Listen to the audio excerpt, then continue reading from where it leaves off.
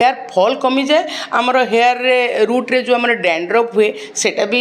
बंद हो जाए आ स्टीमटा सब हेयर रे दि जाएनि जमी बांफ जोटा आम हेयर रे दिया हुए सेटा भी बहुत खराब इफेक्ट पड़े जदि हेयर हेल्दी अच्छी कि तार रूट को किसी प्रॉब्लम अच्छी दरकार स्टीम तो आम स्टीम दबा नहले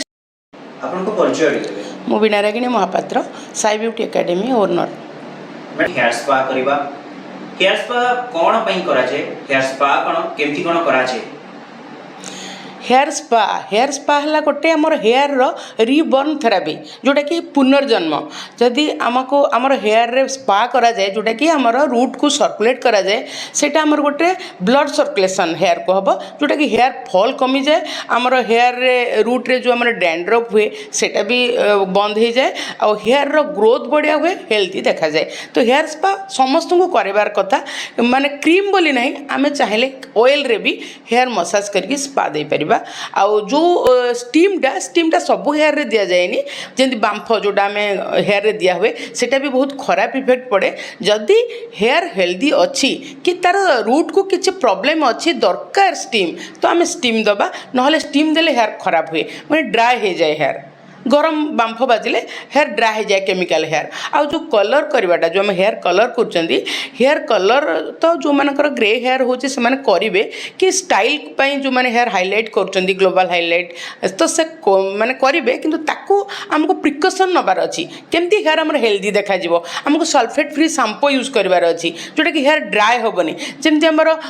प्रत्येक शैम्पू रे गोटे अछि केते परसेंटेज तक हम हेयर पई खराब तो सेटा हमको यूज माने देखिक हमको प्रोडक्ट देखिक तार इनग्रेडिएंट्स देखिक हमको यूज करिया पड़िबो हेयर स्पा कौन पई करा जाय मैडम हेयर स्पा गोटे है सर्कुलेट जमती कि आमर बॉडी रो एक्सरसाइज होची किंतु एठू ऊपर को आमर हेयर रो ऊपर रो एक्सरसाइज होनी कहीं ना आजिकल बेस कहीं कथा कहया को चाहूना समस्ते समस्त काम व्यस्त माने कंप्यूटर मोबाइल रे सब बेले टाइम पड़ोची से जिनस गुड़ाक से रे गुड़ाक ना आमर स्किन फेस हो आमर हेयर हो से बहुत खराब इफेक्ट पड़े तो हमको सर्कुलेट कले कौन हुए तार नर्व गुड़ाक सर्कुलेसन हुए जोटा कि आमर जमती कि आप देखु गोटे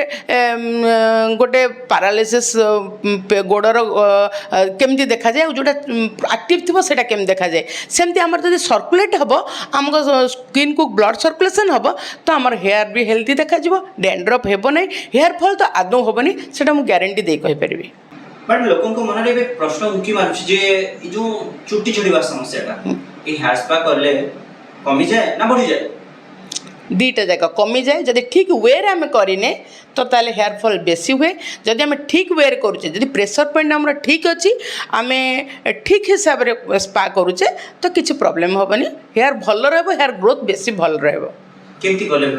माने से प्रोसेसटा केमती कोन जेमती हमर अछि जे हेयर रूट को आम सर्कुलेशन को हिसाब रे दबा प्रेशर पॉइंट को जगह रे दबा प्रेशर पॉइंट जदि हमर माने क्लॉक वाइज जदि आम करबा हेयर ठीक रहबो जदि एंटी क्लॉक करबा तो हेयर से हेयर रो केते पतला हेयर सेटा जदि टिके एंटी क्लॉक कर दबा हेयर फॉल हबो तो जदि ठीक माने वेर हबनी जेमती को कहंती कि अधिका हे गले बहुत खराब तो सब जगह रे सब जिंस ठीक मात्रा रे हबा कथा आ रूट रे सर्कुलेशन बहुत जरूरी निहाती 21 डेज रे थरे लेखा करवा बहुत जरूरी ताले जो प्रश्न गुरुचंती लोक माने हेयर स्पा द्वारा चुटी समस्याटा दूर होउची ना बढ़ुची नहीं दूर होउची निश्चिंत भाव दूर होउची किंतु टिके हाँ